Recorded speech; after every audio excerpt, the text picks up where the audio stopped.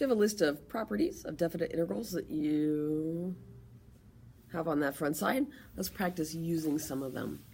So here I have the integral from 4 to 1 of f of x dx. And I'm trying to figure out, of all the information up here, is there anything that I can use to try to figure out the value of this integral? Well, I notice here. So what I want to do is try to turn this expression that I've been given into an expression that looks like this. So I know the difference here between these two integrals is that the limits are flipped.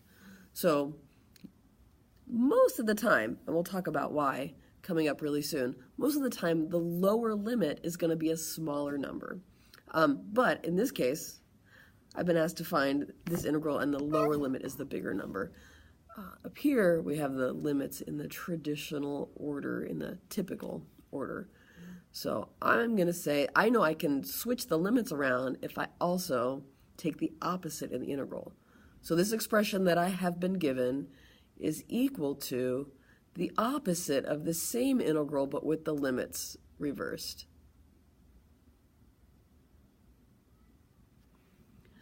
So now I say to myself, well, everywhere I see the integral from 1 to 4 of f of x dx, that integral is equal to -2, so I'm going to replace this integral with -2 and get the answer that the opposite of -2 is, final answer, +2. So on the AP test, don't feel like you have to show that many steps or describe all that work. I'm just walking us through the reasoning since this is your first one. This next one, can I find the integral from -1 to 4 of f of x? So just notice that anything related to h of x isn't going to help me. So what can I use from the facts that I've been given to try to find the integral from -1 to 4? So I see that I have an expression for the integral from -1 to 1 and the integral from 1 to 4. So if you think about that, the whole interval from -1 to 4, I could split up into two chunks. The part that goes from -1 to 1 and the part that goes from 1 to 4. So I'm going to take this integral that I've been given and I'm going to split it up into two pieces. Now I'm choosing to split it up at +1 because of these integrals I've been given. You could split it up anywhere you want.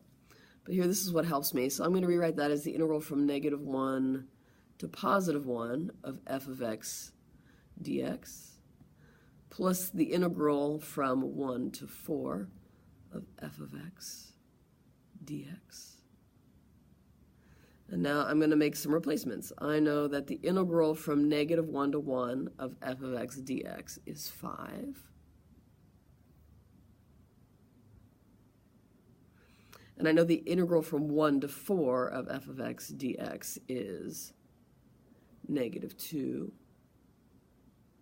So my final answer is going to be 5 plus -2, which makes 3. For problem C, I'm going to use that sum property, which says that if I have an integrand that's a sum, I can split that up into the sum of two separate integrals. So I'm going to essentially split that integral up right there. So I'm going to write this out. Don't feel like you have to write out every step, but I'm going to show how I'm going to rewrite that. That's going to be equal to the integral from -1 to 1 of 2f of x dx plus the integral from -1 to 1 of 3h of x dx. And then the constant multiplier rule, there's no multiplication dot, but we know that's 2 times f of x and 3 times h of x. So I can take those constant multipliers and bring them out into the front of the integral. So this is going to be equal to 2 times the integral from -1 to 1 of f of x dx plus 3 is the constant multiplier for this integral times the integral from -1 to 1 of h of x dx. So now I can make these replacements. I know that the integral from -1 to 1 of f of x dx is 5.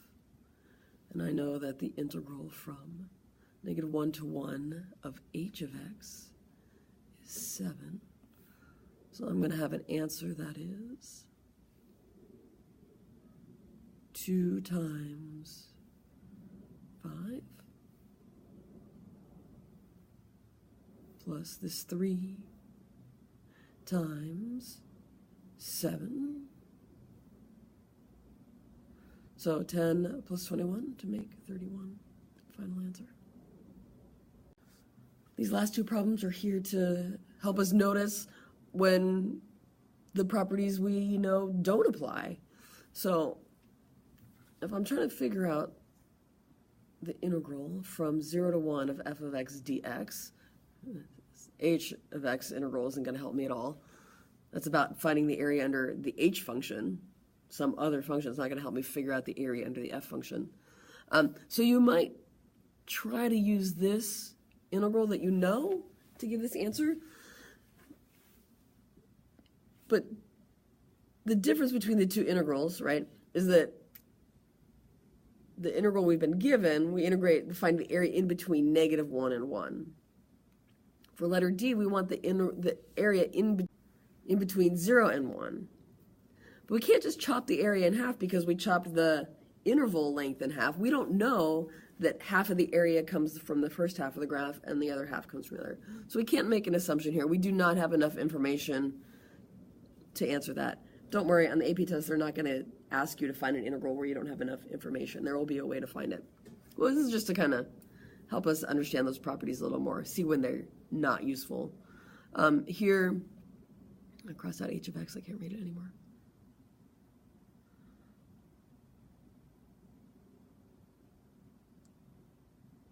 There we go. So can I use what I know about the integral from -1 to 1 of h to answer something about the integral from -2 to 2? There are cases, like extreme cases, like tricky cases, where maybe I would know something about whether h is even or odd, or I would know something about the graph. Or if I've been given a graph, I can find it. If I've been given a formula for h, I'll be able to find it. But there's not enough information here to be able to answer the integral from -2 to 2 of h. So let me introduce you to a brand new kind of function you've never seen before. This is a function g of x, which is defined with an integral. And the input to the function, the x, is one of the limits on the integral. So most common error when we see this notation for the first time is to, like, maybe I want to find g of something, so I have some input to the g function. Well, if this is a function g of x, then x is the input variable. And for example, let's write an expression for g of 1. So here's my g of x function. If I want to write g of 1 equals the integral from 1 to, I'm replacing all the x's with 1s. So that's why I'm replacing that x. But notice this function here, f of t dt. There are no x's there. Don't try to replace any of those t's with 1, because we're only replacing the x's with 1. So now when I look at this integral, now I can answer this first question, now that I know how to write the expression g of 1. It says the integral from 1 to 1 of f of t. Well, whenever my lower limit and upper limit match, the area must be 0. So let's try g of 4.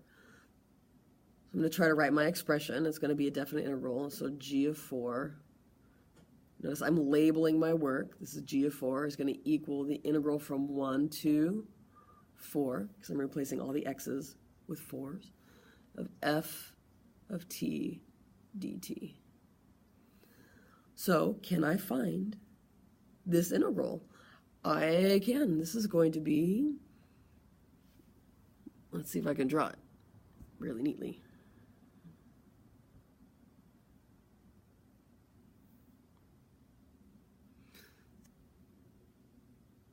So that's going to be the area under the g function, in between the g function and the x-axis, between 1 and 4. So I'm going to roll this in.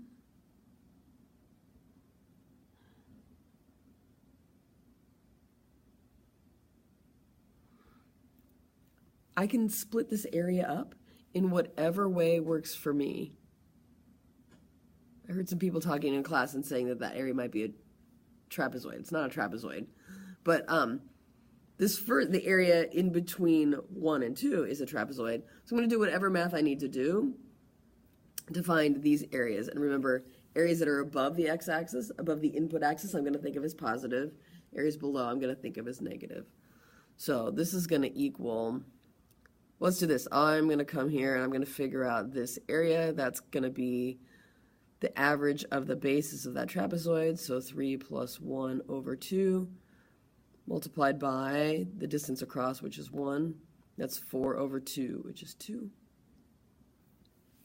This triangle here, still above the input axis, so that's going to have an area of 1/2 times base times height. The base is 1, the height is 1, that's 1/2.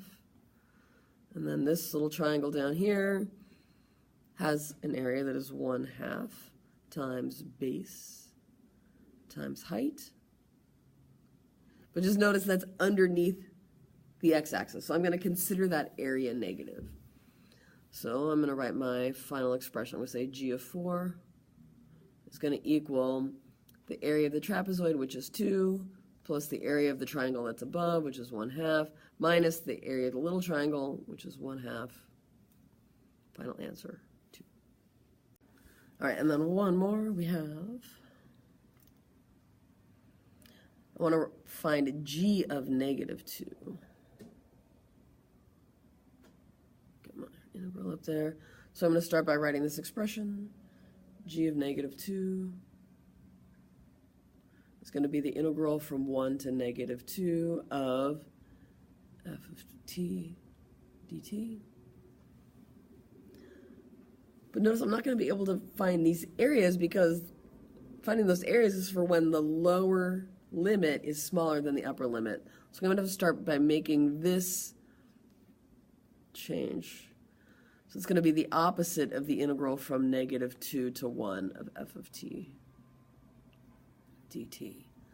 So let's see, from negative 2 to 1, that's going to be this triangle here. The area of that triangle is going to be 1/2. The base is, well, from negative 2 to 1 is 3. And the height is also 3. So that area is 9/2.